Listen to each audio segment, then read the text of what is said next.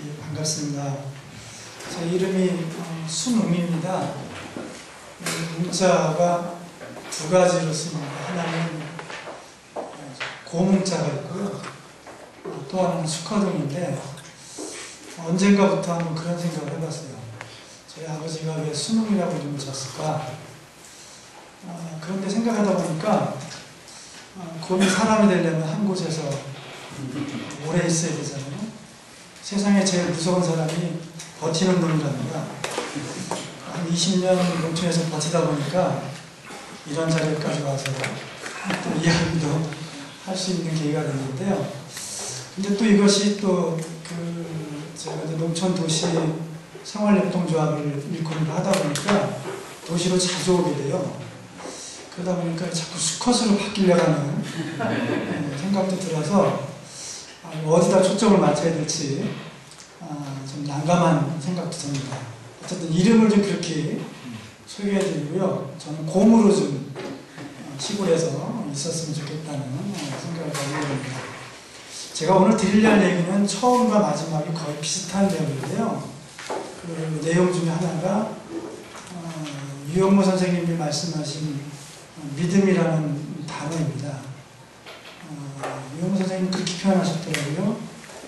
밑은 아래다, 바닥이다, 음은 소리다. 결국 믿음은 바닥소리 아니겠냐. 하나님도 바닥소리 들으려고 예수가 이 땅에 오지 않았냐. 어쩌면 그 바닥소리를 듣는 거를 저는 이제 선택한 것이 농촌입니다.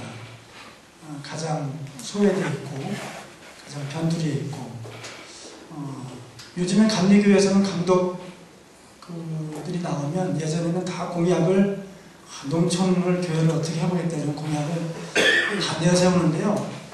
요즘에는 양계성 목사가 올라온 뒤부터는 농촌은 아예 나오지도 않고요. 환경을 어떻게 해보겠다 공약을 이렇게 내세울 정도로 농촌은 이제 그죠? 노무현 정부도 농민을 더 감축시켰고요. 농촌이 더 어렵게 되는 퇴임 후에 오래 농사 짓겠다고 이렇게 하시긴 했지만 어쨌든 농촌이 굉장히 각박한 현실도 있고요. 이주 노동자들이 이제 들어오는 곳이 농촌입니다. 그래서 여러분들 아시는 분은 아시겠지만 새벽 4시가 되면 이주 노동자들이 자기 선택해달라고 시골에 내려와서 기다립니다. 그 사람들이 농촌에 뿌리를 내리면 좋지만 그렇지 못하고 다 저희 홍천에서 어디까지 가냐면 포천, 여주 새벽 4시에 나오면 이제 그렇게 인력시장으로 가는 현실이 농촌에 되고 있습니다. 현재 있는 농민들은 사실 또 일을 하지 않으려고 그러고 기계에 다 의존하려고 그러고 석유농업에 질주하고 있는 이게 어떻게 보면 이제 다국적 기업들이 다 길들이는 현상들이 하나죠. 그런 면에서 이 바닥소리에 좀 귀를 기울였으면 저는 농촌에 있는 목회자들만 사실 좀 바뀌어도 이것저것 안 해도 될 거 하는 생각이 드는데 아까 설명하신 것처럼 목회자들 생각들도 바닥소리에 뿌리를 내리기보다는 땅에 뿌리를 내리기보다는 자꾸 공중에 붕 뜬 그런 삶들을 하다 보니까 떠나게 되고 농촌은 더 피폐해되고 이렇게 일꾼으로 세우려고 해도 세울 사람들이 없어요. 다 인재들은 다 떠나고 똑똑한 사람들은 다 떠나고 죄송하지만 하여간 거의 무방비 상태의 사람들하고 일을 하려다 보니까 힘들기도 하고 어렵기도 하고 근래에 들어서 이제 귀농한 분들이 있지만 귀농하는 분들은 또 독특합니다. 자기 생각들이 있으셔서 똑똑하고 그래서 제가 한번 고민을 해봤어요. 서양에서 왜 공동체가 잘 될까? 유럽이라든가 좀 공동체 잘 되거든요. 근데 왜 동양 그 공동체가 또 잘 안 될까? 고민을 해봤어요. 그랬더니 한 가지더라고요. 그 서양은 다 개개인이잖아요. 인디비주얼. 그러니까 개개인이 합리적인 생각으로 남한테 피해주지 않다 보니까 공동체를 이룰 수 있는 거예요. 그러니까. 근데 우리는 그렇지 않거든요. 우리는 이미 마을 자체가 공동체였지 않습니까? 두레하고 품앗이하고 또 화나고 싸우고 우리 그 다음날 풀고 이런 것들이 이제 우리가 다 사라진 거죠. 우리도 모르게 그 무언가에 뺏겨서 뭐 만몬이라고 할 수 있겠죠. 다 뺏긴 거죠, 어떻게 보면. 그러다가 이제 개개인들이 두는 거죠. 인디비주얼한 사람들이. 그러다 보니까 이 사람들이 뭔가 공동체를 이뤄보자. 근데 사실 그게 쉽지 않거든요. 예전에 우리가 있었던 그 마을의 공동체가 사실은 굉장히 스스로 잘 움직여줬고 자체적으로 일을 만들었고 또 훈장 선생님이 그걸 잘 지도를 해줬고 이런 것들이 이제 사라진 것에 대한 안타까움 이런 것들을 좀 어떻게 하면 이렇게 회복시킬 수 없을까. 그 중에 이제 제가 할 수 있는 것들은 의식주, 의료, 교육 이 정도 이 5가지만 사실 되면은 다 돌아갈 수 있겠더라고요. 저희들이 이제 감리교농촌 선교목회자에서 올해 정한 것이 각 농촌교회에서 의식주, 의료, 교육 요거에 대한 그 지역사회 사회순환 운동을 좀 해보자 이런 이제 표어를 잡게 되었는데요. 그런 것들이 이제 좀 안타깝다는 생각이 들고 그런 것들을 좀 일궈내갈 수 있는 것들이 무엇이 있겠는가 이런 생각들을 20년 동안 하면서도 아직도 뭐 크게 일구지 못하고 있어요. 양재상 목사는 저보고 자꾸 재촉합니다. 왜 그것도 못하냐 20년 동안 있으면서도 왜 그걸 못하냐 이렇게 얘기하는데 저는 저대로 또 천천히 가는 스타일이 있거든요. 하나씩 이제 한번 얘기 좀 드렸으면 좋겠고요.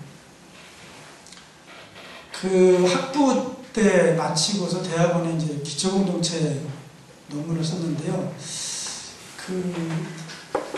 처음에 하면 논문 쓰는 게 참 중요하다는 생각이 들어요. 그게 고리가 돼서 사실 20년을 여기서 이제 살게 된 것 같기도 하고요. 남미하고 우리하고는 상황은 다르지만 어쨌든 작은 공동체를 조그맣게 마을에서 가장 좋은 교회에서 그걸 이렇게 일궈나갔으면 좋겠다 생각을 하고 내려간 게 이제 영월 주천이라는 데인데요. 거기서 가서 이제 그 벼락을 맞듯이 이제 제가 한번 깨진 경험이 있습니다. 그게 뭐냐면 초등학교 4학년 때 저희 아버님 목회를 하셨어요. 근데 시골에서 목회를 하셨는데 초등학교 4학년 때 이제 탁구를 치고 나서 저녁 때쯤 됐는데 저희 아버님 교회에 권사님 한 여자분이 머리다 뭘 이고서 집에 가셨어 그러면서 목사님 이거 드세요. 그러면서 내려놓고 가시더라고요. 근데 저는 그게 굉장히 싫었어요. 어렸을 때 이제 목회자 자녀로서의 그 스트레스가 있습니다. 굉장히 싫었어요. 한두 번도 아니고 초등학교 4학년 때 그지도 아니고 맨날 얻어먹기만 하고 그러냐 이제 그러다가 이제 아버지한테 그 얘기를 했어요. 아버지 우리가 그지도 않은데 이렇게 맨날 얻어먹었으니까 만약에 제가 목회를 하면 아주 대못을 박았습니다. 아버지한테. 저는 아버지처럼 목회하지 않겠습니다. 사실 골 때리는 생각이죠. 어떻게 보면 당돌했기도 했겠지만 전 그랬어요. 그때 아버지처럼. 근데 저희 아버님이 그냥 빙그레 웃고 막으시더라고요. 그 깊은 뜻은 이제 지금 제가 알지만 그냥 그때는 그랬어요. 그러고서 학교와 학부를 마치고 대학원 마치고 처음 이제 1월 4일날 제가 갔거든요. 근데 그 다음 주 수요일날 바로 저희 앞집에 할아버지가 쌀 한 말 정도를 어깨에다 짊어지고 오셔서 결혼도 안 했거든요. 젊은 총각 뭐 먹구나 사후 그러면서 이제 쌀 한 말을 갖다 주는데 그때 이제 초등학교 4학년 때 생각이 났어요.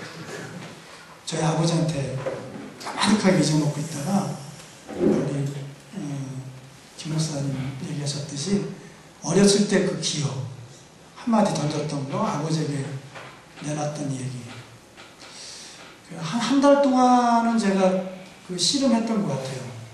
그럼 내가 어떻게 해야 되나 뭘 해야 되나 분명히 아버지하고 좀 다르게 해보겠다고 얘기를 해놓고 사실은 그분들 희생 아까 뭐 아니다 얘기했는데 그 희생 피 빨아가지고 제가 대학원까지 졸업하고 이제 신학의 목회자의 길을 가려고 하는데 야 이건 아니지 않느냐. 한 달 동안 거의 고민을 하고서 있을 때 이제 만난 친구들이 이제 감리교회 평창이라는 지역에 저희 이제 목회자들이었어요. 근데 아주 독특한 친구들이었어요.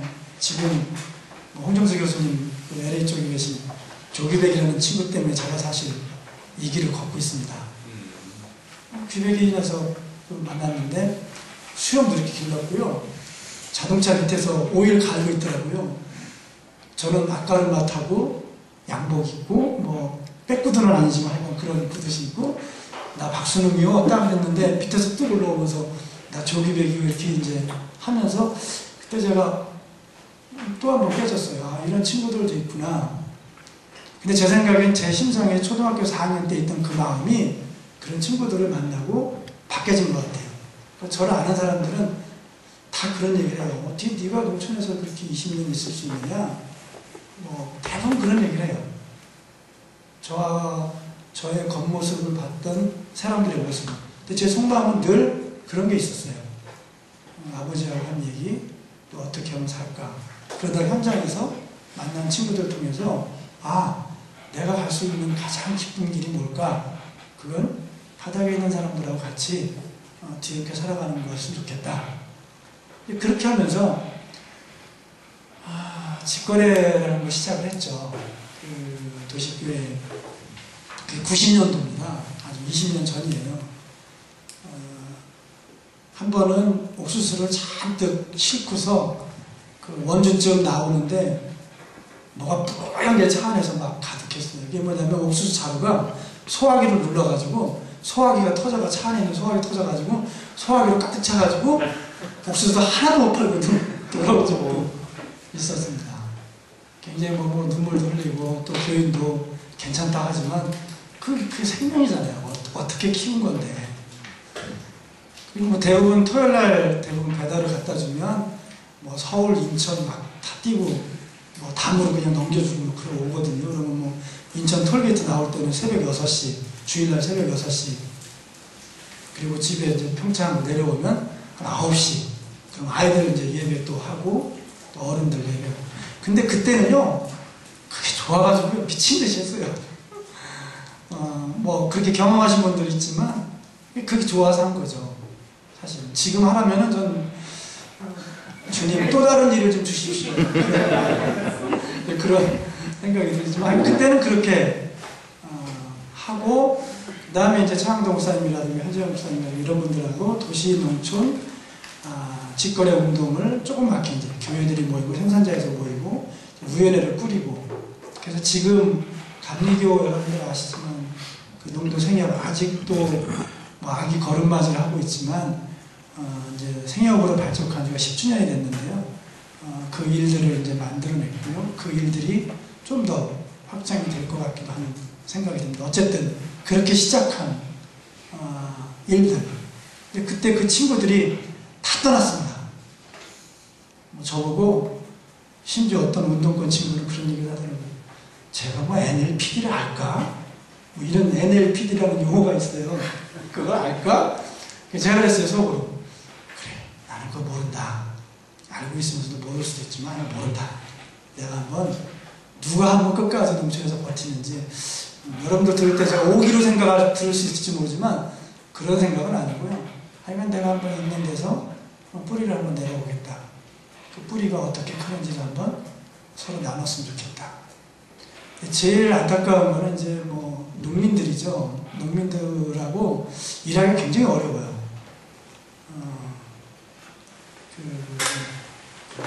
투쟁 정신이 강해서일 수도 있지만 마음을 열질 않아요.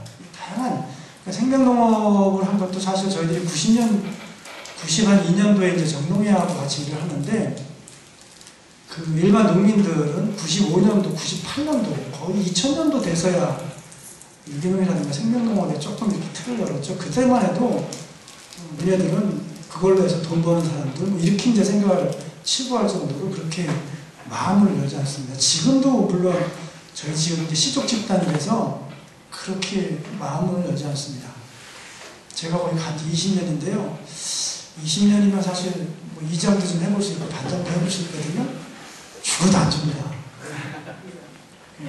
요번에 처음으로 제가 농협조합원회 대의원이 됐습니다. 이제 이제 문을 열더라고요. 근데 제가 뭐 나서고 이러는 게 아니거든요, 사실은. 이제 알면서도 기득권들은 늘 지고 있는 게 사실 농촌입니다. 쉽지는 않아요. 어쨌거나 그렇게 하나씩 하나씩 이제 만들어 나가는 작업들을 하고 있는데요. 여러분들은 설교를 어떻게 이제 준비하는지 모르지만 저는 설교를 여태까지 설교가 어렵게 이렇게 해본 적이 한 번도 없습니다. 그냥 교회력에 따라서 그냥 이렇게 해왔기 때문에 설교를 여태까지 한번 이렇게 뭐 잘하지는 못하지만 뭐 이렇게 설교가 힘들고 어렵다. 그래서 드리려고 하는 요지가 예배는 그냥 주일에 한 번으로 정성을 다해서 주일에 한 번 예배하고 저희 새벽기도도 한 3년을 열심히 했어요. 그러다가 이건 아닌 것 같다. 내가 가서 일을 해야 될 시간에 뭐 너무 에너지 소모고 그리고 기도하실 분들은 와서 기도하면 되지. 새벽 기도인데 거기다 대가지고 설교까지 해야 되나. 매일 하는 설교를 한 2, 3년 지난 다음에 이제 그 양해를 구했어요. 근데 마침 저희 교회 어르신들이 굉장히 좋아요. 저를 20년 동안 이렇게 데리고 산 거 보면 정말 좋으신 분들이에요. 그분들이 이해를 해주고 양해를 구하니까 그러면 목사님 밭에 가서 일하시고 저희는 나올 사람은 나오고 그래서 한 2, 3년 지나고 나서 새벽 기도는 없어지고 대신 새벽에 나와서 하시는 분들이 있어요. 그걸 뭐 뭐라고 할 수는 없으니까요. 저는 밭에 가서 이제 일하면서 이제 뭐 예수 기도라든가 뭐 화살기도 같은 기도라든가 호미질을 하면서 밭에서 일하면서 전 다행스러운 것 중에 하나가 하루 종일 일을 해도요 지겹지가 않아요. 하루 종일 일을 해도요. 저도 신기해요. 제가 보기에 몸은 이렇지만 하루 종일 뭐 아침 6시 정도 나가서 저녁 8시에 들어오는 날수로 치면 1년에 한 50일 정도 되거든요. 다 묶어보면은. 근데 한 번도 뭐 지겹다, 뭐 힘들다 그런 불평을 해본 적이 없어요. 그거 신기해요. 근데 이게 이제 농사꾼들은 사실 한으로 맺힌 거예요. 저는 아까 말씀하신 대로 한이 맺히면 자식한테 농무업을 대를 물려주지 않더라고요. 그래서 너는 도시 나가서 뭐 해라. 목회도 좀 한으로 하지 않았으면 좋겠어요. 그냥 이렇게 즐겁고 재밌게 자기가 하고 싶은 거 할 수 있게끔 밀어줄 수 있다면 되지 않을까 그런 생각이 드는데요. 한 번은 하루 종일 일하고 보니까요. 저희가 애가 4시거든요. 별로 놀라지도 않아요. 애 4시라는데도. 애 4시인데요. 막내가 지금 초등학교 이제 5학년 올라가요. 근데 그 막내가 한 2학년 때쯤 2학년인가 1학년 때쯤 그러더라고요. 저희가 막 일하고 보면 땀이 다 젖거든요. 어느 정도 땀이 경험해 보냐면요. 호미질을 하면 이렇게 등 쪽에 땀이 내려가잖아요. 그러면은 맨 끄트머리 들어가는 땀이 이제 똥구멍이에요. 근데 그게 소금이잖아요. 무지하게 쓰리거든요. 그런 날도 아주 수없이 많거든요. 근데도 아주 그렇게 하고 나면 모르겠어요. 카타르시스를 느끼는 느낌. 그런데 들어오면 땀범벅이 들어오면 저희 막내가 그러더라고요. 아빠 오늘 굉장히 섹시해 보이는데. 저는 그때 섹시라는 단어를 처음 알았어요. 그냥 어떤 황홀경을 경험해서 이렇게 섹스에서 섹시라는 이런 단어인 줄 알았는데 열정 가지고 보여지는 게 섹시한 거구나. 그러니까 기쁨이라는 게 그런 것 같아요. 이렇게 고통, 고난 이런 게 없이 나오는 기쁨이라는 거는 그건 있을 수 없는 단어 같아요. 저희들이 매년 정초에 감리교 목회자들과 평신도들이 몸 비우기를 하는데요. 단식을 일주일 15년째 지금 됐거든요. 그 15년 동안 하면서 내린 결론이 하나 있어요. 몸을 비우지 않고 마음을 비운다는 건 거짓말이다. 정확하더라고요. 몸을 비우지 않고 마음을 비우는 것은 있을 수가 없는 일인 것 같아요. 모르겠어요. 경험만 제가 너무 강조하는지는 모르지만 실질적으로 땀 흘리고 고난하고 바닥을 경험하지 않고서 다른 걸 얘기한다는 것은 좀 어불성설이지 않겠느냐. 올해가 그 최영신 탄생 101주 정도더라고요. 근데 어떻게 얘기해야 되나? 할머니라고 얘기해야 되나요? 뭐 하여간 그 친구라고 얘기하죠. 친구가 한 번도 기독교인인 것을 드러내본 적이 없답니다. 그 전기에 보면 뭐 그래서 대중 앞에서 기도도 한 적이 없대요. 오로지 그냥 새벽에 혼자 가서 기도하고 유일하게 또 그 비서에게도 절대로 내가 기독교인의 흔적을 남기지 말아달라고 그랬다고 그러더라고요. 근데도 농촌에 내려와서 사는 모습은 아주 신앙인으로 올곧게 사람과 관계 맺으면서 살아갔던 모습을 보면서 오늘날 기독교의 교회들과 목회자, 평신도들이 좀 그런 모습들을 좀 닮아가야 되지 않겠느냐. 사람 마음 얻는 게 제일 어렵습니다. 다 다양하거든요. 심지어 저희 아내하고 저하고도, 저희 아내는 제가 농사 안 시켜요. 저희 아내는 조각을 전공했거든요. 누가 그러더라고요. 야, 목사가 되려면은 최소한 음악 전공한 사람하고 결혼해야지. 난 그게 무슨 말인지 몰랐어요, 처음에. 나중에 알고 봤더니 뭐 성가대회도 하고 반주로도 하려면 음악 음대생하고 사귀어야지, 뭐 미술가하고 뭐 세계에서 뭘 하겠다는 거냐, 뭐 이런 얘기를 어느 분이 하더라고요. 그래서 그래? 그러다가 한 4년 전에 제가 미술가도 뭔가 할 수 있다는 걸 이제 우리 교회에다 이렇게 이제 조각 같은 걸 해놨어요. 그래서 교회 리모델링 하면서 이제 저희 아내가 작품도 하는데, 저희 아내 다른 역할이죠. 달란트가 다른 거죠. 그래서 저희 아내는 그냥 그 교회 앞에 있는 텃밭 정도만 꾸미고, 저는 그냥 농사하고. 다르다는 거죠. 그러니까 그 다른 사람의 마음을 얻는다는 게 너무너무 어려운 것 같아요. 그 농촌에서 농부인데도 다 생각이 달라요. 그 마음을 얻기까지가 사실은 오래 있는 것이 사실은 알 수 있고, 알면서 하나씩 배워가고 또 그들을 같이 융합하고 일할 수 있는 것이 아니겠는가 하는 생각이 듭니다. 좀 전에 말씀드렸던 마을이 사라져가고 있습니다. 안타까운데요. 다 도시화돼가고요. 저희 농촌에도 수세식 화장실집이 없습니다. 다 그냥 방 안에 2개씩 이제 막 3개씩 있는 집들도 도시와 똑같이 이제 그렇게 되었는데, 저희 집 바깥에 있어요, 화장실이. 이제 애들이 겨울에 제일 불편해요. 나가려면 바람 쐬고. 옛날에 다 그렇게 했거든요. 그죠?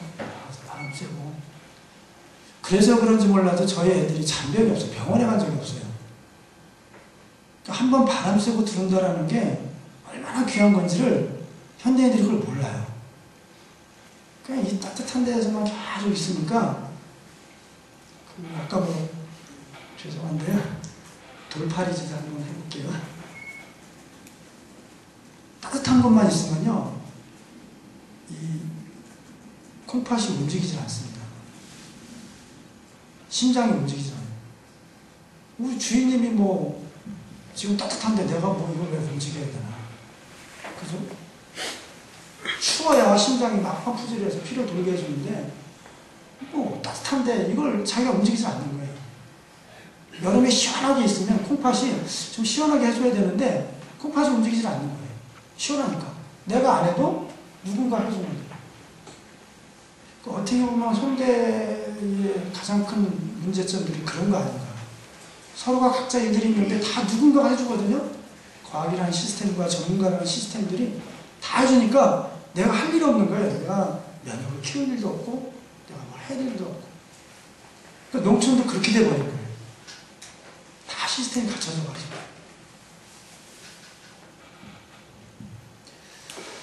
그렇게 해서 이제 한 것이 이제 저희 마을에 이제 2가정이 있어요. 제가 이제 같이 일하는, 아까 소개해 줄 때 유기농 하는 마을이라고 하셨는데, 그럼 굉장히 많은 집단 같잖아요.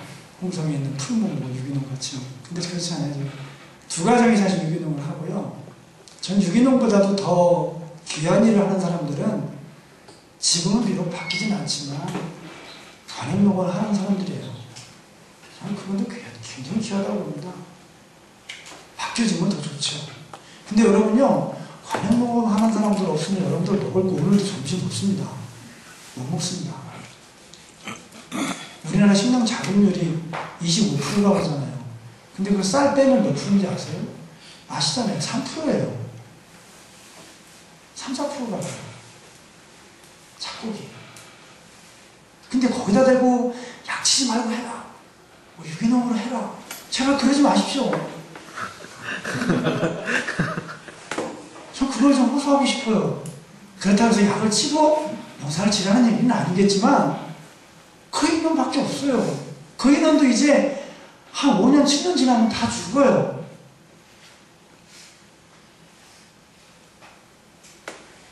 일본이 자민당이 깨지고 승리한 놀라운 이유가 뭔지 아십니까? 자금률 45%를 올려가는 농민들이 있기 때문에 자민당이 깨진 거예요. 여러분, 우리가 북한을 봤죠? 북한의 식량 자금률이 몇 프로인지 아세요? 얘기 들으면 까무러칩니다. 65%예요. 근데 왜 죽냐? 65%인데 거두지 못하니까 죽는 거예요. 조기 배린 친구가 왔더라고요. 평양에 갔다가 저한테 와가지고, 야, 박목사, 농물에서 좀 콤바인이나 트랙터 좀 살 수 있도록 돈 좀 모아서 좀 저보고 이쪽에서 간첩 해달라고 얘기하더라고요. 거두지를 못한대요. 나라를 널어놓고 이거 말리다가 비가 오면은 걷어들이고 탈곡을 해서 빼내야 되는데 거두지를 못하니까 그냥 다 비 맞고 또 썩고 비 맞고 썩고. 그러니까 식량 자원률은 65%예요. 근데 여러분, 우리는 어떤지요? 만약에 5%예요. 5%인데 휴대폰하고 자동차 못 팔면요, 우리 먹을 거 없어요. 정말이에요. 5%인데 뭐 먹겠어요? 어떻게 먹겠어요? 근데 우리 그거 몰라요. 왜냐면 마트 가면 다 있으니까. 그리고 이명박 씨는 뭐 외국에다가 땅 사가지고 그냥 한다고. 여러분 생각해보세요. 뭐 제가 더 로드라는 영화를 봤는데요. 지진이 일어나고 막 공항을 벌어지고 막 그런다면 여러분, 남의 나라에 있는 땅에서 자금을 보내주겠습니까? 천만에 만만에 맞습니다. 안 보내준다. 우리 스스로가 주체적으로 하지 않고서는 좀 이 3% 작곡을 하고 있는, 그리고 뭐 줄어든 270만 명, 300만 명 이 농민을 관행문법을 하든 뭐라 하든 정말 귀하다고 보는 거예요. 이분들 살려내지 않으면요, 이분들의 뜻을 누군가가 또 귀농해서 받아들이려 하지 않는다면 어떻게 하는 거예요? 저는 이 문제는 식량 주권이라고 보는 거예요.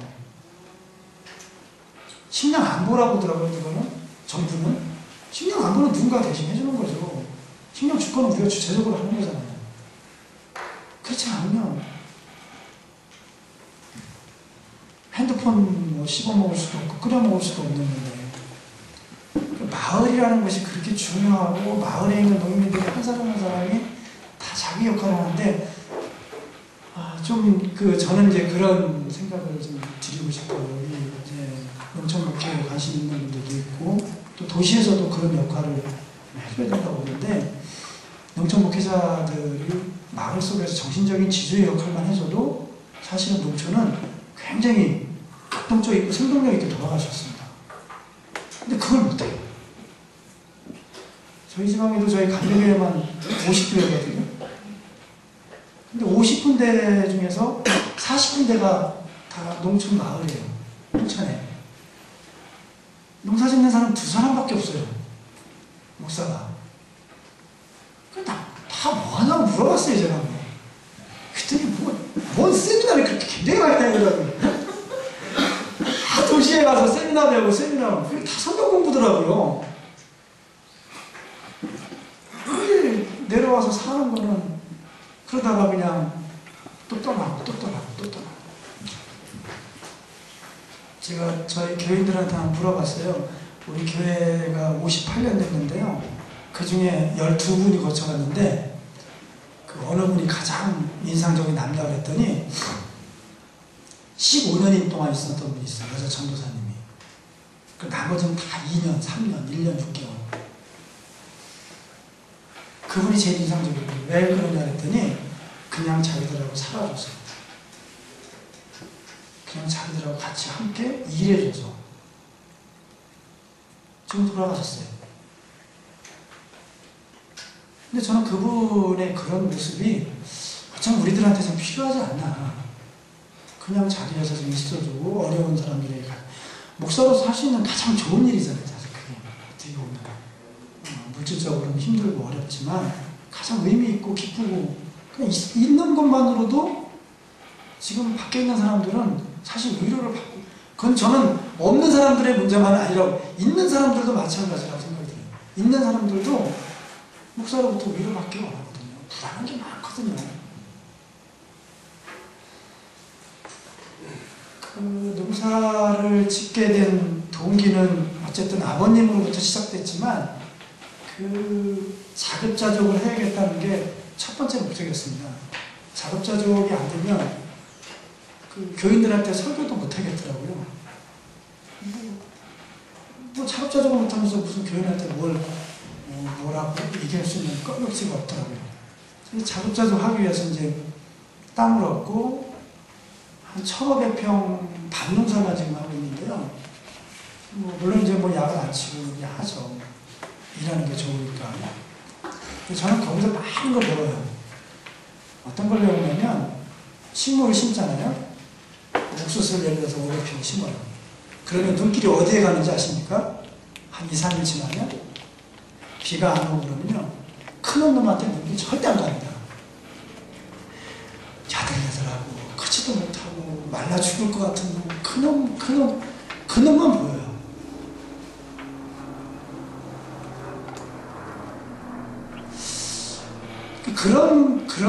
그런 마음이 어쩌면 우리들이 담보해야 되고 우리들이 해야 되고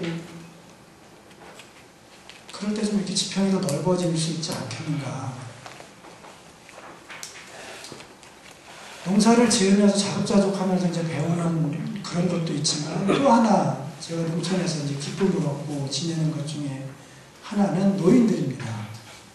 제가 이제 어제 아주 가슴이 찡하고 아프고 막 울고 싶고 그런 일이 하나 있었어요.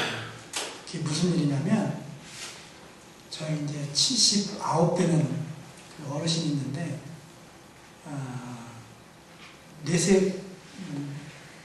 뇌출혈을 해가지고 뇌경색이 일어났어요. 그래서 한 달 정도 며느리가 모시다가 요양원으로 엊그저께 이제 모시고 갔어요. 그래서 어제 제가 이제 가면서 가슴이 푸작이 아팠어요. 뭐가 가슴이 아프냐면 이분이 있어야 될 곳이 이곳이 아니고 이 마을에 요양원이 있으면 마을 사람들이 와서 같이 보고 웃어주고 같이 할 텐데 마을에는 요양원이 없고 큰 시설 요양원만 있다는 걸 저도 어제서야 알았어요. 야, 내가 농촌에 살면서도 이런 거 하나 제대로 하지 못하면서 살아가고 있구나. 마을이라는 데서 마을이 아름다워지려면 노인들이 마지막 거할 수 있는 그것도 노인들이 함께 갈 수 있는, 그리고 마을 사람들이 같이 가끔씩 마시러 가서 돌봐줄 수 있는. 저희 마을에 이제 마르다 아까 비유를 해줬는데 마르다 마리아라는 집이 있어요. 하나 카톨릭에 성당하는데 저희도 이제 거기 같이 이제 봉사활동을 하는데 중증 장애인 5명을 모시고 처녀 하나가 이제 살아요. 저는 이제 그거를 한 7년 전에 보면서 저 모델이라는 생각이 들었어요. 어떤 큰 시설이 아니라 마을마다 리타님마다 동네에 있는 어르신들이 나이 들고서 치매가 오거나 뭐 오면 그런 분들을 마을 단위 조그만 가정집에다가 모신다면 사회적 일 창출도 일자리 굉장히 많이 늘어날 거고 노인들도 자기 마을에서 얼마든지 기꺼이 거기서 갈 수 있고 마을 사람이 찾아올 수 있고 그 노인들을 통해서 제가 배우는 게 굉장히 많습니다. 제가 떠나지 못하는 이유 중에 하나가 노인입니다. 농사도 있지만 떠나지 못하는 이유 중에 하나가, 왜냐하면 다들 예배 끝나고 나면 손잡고 다들 울먹이면서 하는 얘기, 나 죽으면 장례치료 이거예요. 나 죽으면 장례치료받아. 근데 처음에는 그게요 그냥 뭐 형식적으로 하는 얘기겠지 생각했는데 내가 이 노인들을 이렇게 장례치료라는 게 뭐 예배만 해준다는 의미는 아니죠. 이분들하고 이렇게 살다가 이분들 보내주는 것만으로도 내가 여기 있어야 될 존재 가치가 있겠구나. 이런 생각이 들었어요. 실제적으로 불교 신자였는데요. 이분이 이제 혼자 있으니까 어디 거처를 못해서 이제 저희 교회를 중풍 그러신 분인데 오셨어요. 그래서 오시자마자 저보고 목사 양반, 내가 이거 여기 교회 다니면 몇 년이면 이거 고칠 수 있어? 아니, 농사만 짓는 사람인데 뭐 치유에 의사 있는 것도 아니고. 제가 그랬어요. 할머니 저는 그거 모르고요. 할머니는 열심히 오실 수 있으면 오시고 대신에 밥은 한 끼도 안 걸르고 드릴 수 있으면 제가 그랬어요. 왜냐면 공동식사도 애들이 하니까. 사실 이분이 공동식사 때문에 3년을 나오셨어요. 예수를 믿는 것보다는 노인들 모이고 공동식사로 3년. 그리고 돌아가실 때 임종 때 저를 불러서 그러시더라고요. 목사님, 나 때문에 힘들었지? 아니요, 재밌게 잘 지냈어요. 그랬더니 내가 말이야, 이 병을 내가 고쳐달라고 했는데 이제 내일이나 모레 정도면 내가 이 병을 고칠 수 있을 것 같아요. 그러더라고요. 그래서 제가 할머니 그게 무슨 말이에요? 그랬더니 내가 딱 숨을 멎으면 이 병은 싹 낫는 거 아니야? 저는 그런 이야기들을 그렇게 할 수 있다는 게 참 놀라웠어요. 일체적인 질병 가지고 있으면도 이거 딱 지나면 낫을 수 있다라는 확신, 믿음. 또 한 번은 차운행을 제가 이제 이렇게 해요. 제가 무슨 일 있어도 차운행은 제가 해요. 왜냐하면 가장 그때가 신방할 수 있는 좋은 시간이거든요. 차에서 이제 뭐 교인들이 이런저런 얘기, 마을 얘기 하다 보면 다 제가 듣게 되고, 들으면 또 이제 시간 나면 이렇게 찾아갈 수 있는, 신방할 수 있는 유일한 게 이제 차운행이에요. 제가 절대로 차운행 하시는 분도 없지만 누구한테 맡기질 않아요. 차운행을 하는데 보름달이어서 잘 떴었어요. 그래서 제가 그랬어요. 권사님, 보름달이 굉장히 밝으네요. 네, 박절 했더니 이 권사님이 픽 웃으면서 하는 얘기를 했어요. 네, 목사님 별소리 다 했는데 달이 밝긴요, 하늘이 맑으니까 달이 밝은 거지. 전 그 얘기 들으면서요, 어른들은 이거 어떻게 할 수 있을까? 하늘이 맑으니까 달이 밝다는 거예요. 하늘이 맑아지면 결국 우리가 맑아지면 다른 것도 밝게 보일 수 있다는 거죠. 그러니까 노인들을 우리가 자꾸 이렇게 치부시하고 천대시하는데요. 저는 그 경험을요, 한 20년 동안 이렇게 뵈면서 무시할 수가 없어요. 그 사람이 진부자든 그 사람이 극우든 극자든 깜짝깜짝 놀랄 때가 있어요. 저희들이 이제 그 마을 속에서 이제 마을 분들하고 하는 것 중에 하나가 이제 걷기거든요. 요즘에 많이 할 때예요. 오늘 날이 따뜻해지면서 지난주부터 이제 걷기를 많이 하는데요. 걸을 때도 느끼는 게 있어요. 노인들은 보면 저한테 먼저 인사를 해요. 꼭 먼저 인사해요. 그게 아직도 저는 이제 마을의 정신적인 지주라는, 목사라는 직함 때문에 그럴 수도 있겠지만 그래요. 그러면 이제 제가 생각을 해요. 걸을 때 저쪽에서부터 오면 이번엔 내가 먼저 아니다. 생각을 깊게 하고서 딱 눈 마주치는 제가 먼저 인사를 해요. 근데 젊은 것들이 인사할 때 어떻게 해요? 그냥 꼬박꼬박 맞아요. 노인들은 그렇지 않거든. 내려갔다가 결국엔 또 내가 잔머리 걸려서 했지만 내가 또 인사를 받은 꼴이 된다는 거죠. 그러니까 이런 정서들에 아직도 저는 농촌이 살아있다고 봐요. 그러니까 이분들이 이제 가고 난 다음에 이게 이제 문제가 되는 거예요. 다 도시화되고 공백화되고 메꿀 수 없는 아주 너무 층이, 애기 울음소리가 거의 없으니까요. 그러면서 이제 하나 저희들이 좀 만들어내고 있는 것이, 저는 여러분들한테도 좀 그런 얘기를 좀 드리고 싶은데요. 농적인 삶의 마음을 도시교회하고 농촌교회하고 같이 공유했으면 좋겠다는 생각이 들어요. 농적인 마음. 예를 들면 이런 겁니다. 저희 마을에는 교회는 있지만 교회 밖에도 한 20여 명 한 달에 한 번, 두 달에 한 번씩 모이는, 저는 나름대로 이제 교회가 교회 안에만 있는 게 아니라고 생각하니까요. 마을이 더 교회라고 생각하니까요. 그 친구들 만나서 얘기하는 것들 중에 마을을 어떻게 할 건지 굉장히 많아요. 찾아보면 또 이것저것 전통 배달하는 친구, 뭐 야생화하는 친구, 그 다음에 뭐 채소하는 친구, 그 다음에 뭐 한옥집 짓는 친구, 구석구석에 있어요. 그들 묶기까지가 한 15년 걸렸어요.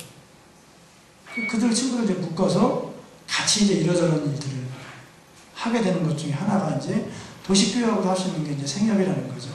같이 공부하고 만들고 같이 우리 먹을 걸 유통하고, 또 학교 교회만큼 안 바뀌는 데가 학교예요.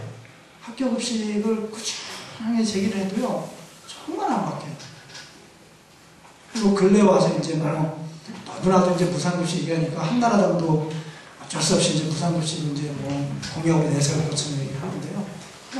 변하지 않는 것이 학교예요. 어쨌든 지역에 있는 마을 사람들을 통해서 지역에 있는 것들을 지역에 소화할 수 있는 로컬 푸드죠. 제가 이제 하나 그림을 하나 보여드리고 좀 마치겠습니다. 양계성 목사하고 일본에 간 적이 있었는데요. 일본에 갔다가 후쿠오카에 밑에 지역 문해상이라는 농촌 지도서, 우리로 말하는 소장인데요. 그 양반이 만든 그림인데요. 농적인 삶에 대한 이야기를 이 양반 해주면서 저도 이제 감명을 받고 저도 그렇게 이제 해보려는 생각을 가지고 있는 거고, 자기네 그 농가 밭에서 나오는 곤충들이에요. 농가 밭에서. 이제 기계로 하면은 이게 보이질 않아요. 쉽게 말하면 트랙터를 확 깔고 콤바인이 빨리, 그러니까 모든 걸 빨리 하면 보이지 않는 거예요. 근데 이 양반이 후쿠오카 도시에 있는 사람들을 모아서 천천히 하는 거예요. 모두 심고, 밭작물도 심고, 그러면서 사람들이 보게 되는 게 곤충이에요. 아, 이게 우리가 더불어 같이 살아가는 거구나. 낫으로 비면서, 아, 이런 벌레가 있었네. 그래서 하나씩 하나씩 도감을 만든 거예요. 근데 이 양반이 그것을 하나 더 뛰어넘어서 재밌게 표현한 것인데, 이게 밥 한 공기입니다. 여러분 오늘 식사 한 공기 하셨잖아요.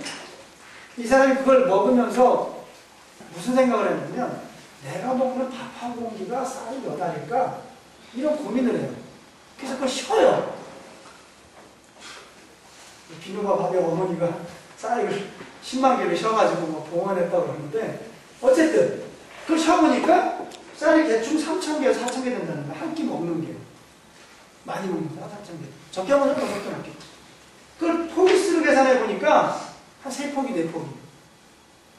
근데 더 중요한 거는요, 그 3포기가 있기까지에 같이 공생하는 벌레가 몇 마리일까 생각한 게 올챙이예요. 가장 많이 흙을 비벼주고 미생물들을 키워내는 게 이제 올챙이니까, 올챙이가 35마리가 있어야 결국 밥 한 공기를 먹을 수 있다는 거예요. 그러면서 이 양반이 소비자들을 만나서 설득하는 게 뭐냐면, 여러분들이 밥 한 공기 먹는 거는 여러분들이 밥 한 공기만 먹는 게 아니고 쌀만 먹는 게 아니고 올챙이 35마리도 같이 생존하며 느끼고 공감하고 살아간다는 거예요. 여러분, 제비 한 마리가 오려면요 밥을 몇 공기 먹어야 되는지 아십니까? 이게 뭐 딱 맞는 수치는 아니지만 45,000 그릇을 먹어야 됩니다. 지난번 지난해 갔더니 마을 만들기에서 이런 포스터를 만들었더라고요. 우리 마을에 제비가 있다 없다. 다큐멘터리로 자기들이 마을에서 찍더라고요.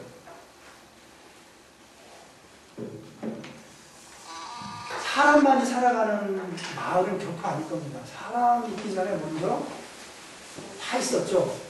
근데 이게 언젠가부터 기계화되고 대노화되다 보니까, 빠른 문화다 보니까 다 사라져 버리는 거예요.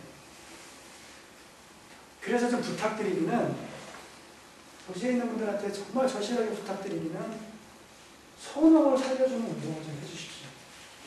소농 살리기. 이게 몇 년 전부터 이제 우리들을 추진하고 있거든요. 소농. 아까도 말했지만 대농보다는 소농. 1000평이든 2000평이든 관행농이든 유기농이든 생명농으로 바꾸든 점차적으로 바뀌어질 가능성이 있는 사람들에게 주식을 투자하듯이 소농을 살릴 수 있는 일만 있다면 저는 농업에도 희망이 있고 농업에 희망이 있는 것뿐만 아니라 도시도 도시교회도 제가 생협을 맡고 있기 때문에 생협을 살려달라 뭐 이런 얘기도 드릴 수 있겠지만 소농을 먼저 살려주시고 그리고 생협도 살릴 수 있다. 그렇다면 한 마을이 지금 뭐 대대적으로 사실 귀농을 많이 합니다. 근데요 재밌는 거는 귀농하는 분들이요 일을 안 해요. 뭐 2시간 일해서 먹고 살겠다, 4시간 일하고 먹고 살겠다. 뭐 그럴 수도 있겠지만 과연 그렇게 해서 될 수 있을까? 문화가 다릅니다. 농촌의 문화는 뭐예요? 아침에 일어나서 밤새 안녕하셨습니까? 진지지서 아침 문화거든요. 근데 도시에서 귀농한 분들은요 밤 문화예요. 아침 몇 시가 돼도 11시가 돼도 뭐 문화가 다르니까 어쩔 수는 없겠지만 좀 시간이 지나면 바뀔 수 있겠죠. 그런데 하여간 마을의 농촌이 바뀌고 있다는 것은 분명합니다. 어떤 식으로든지 바뀌어갈 거고 변화될 거예요. 근데 그것이 저는 소농으로 바뀌어갈 수 있는 모델들이 되어지면 좋겠다. 이미 그렇게 하고 있는 여러 지역들이 있습니다. 물론 저희도 그런 생각을 가지고 이것저것 준비를 해나갑니다. 그 중에 하나가 이제 아까 얘기한 대로 여러 사람들 20명을 모아서 그들과 같이 자체 내에 살 수 있는 방법이 무엇이 있을까 고민하고 자기가 가지고 있는 탤런트들을 서로 공유하고 아이들에게 가르치고 아이들과 함께하고 어렵지만 한 걸음 한 걸음씩 바닥에 땅에 뿌리를 내리고 살아가는 그런 사람들이 농촌 마을, 농촌 교회, 농촌 교육 그것이 도시하고 연결되어졌으면 좋겠습니다. 고맙습니다.